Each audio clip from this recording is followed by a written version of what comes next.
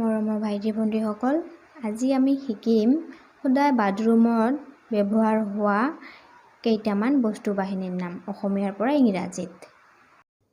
চেপেনা, ইংলিছত টুইজাৰ। ৰেজৰ, ইংলিছত ৰেজৰ বুলিয়ে কওঁ। দাঁত চাফা কৰা ৰছী, ইংলিছত ডেণ্টেল ফ্লছ।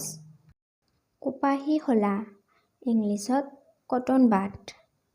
নখ কটা যন্ত্ৰ, ইংলিছত নেইল ক্লিপাৰ। চাবোন, ইংলিছত চ'প। তাৰপিছত আইনা, ইংলিছত মিৰৰ। কাপোৰ মেলি দিয়া তাঁৰ, ইংলিছত ক্লথলাইন। টাৱেল, ইংলিছত টাৱেলে কওঁ। চাবোনদানি, ইংলিছত চপকেছ।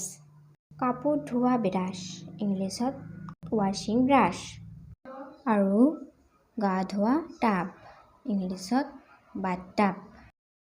ভিডিঅ'টো ভাল লাগিলে প্লিজ লাইক, কমেণ্ট, শ্বেয়াৰ কৰিবা আৰু মোৰ চেনেলটো ছাবস্ক্ৰাইব কৰিবা। Thank U.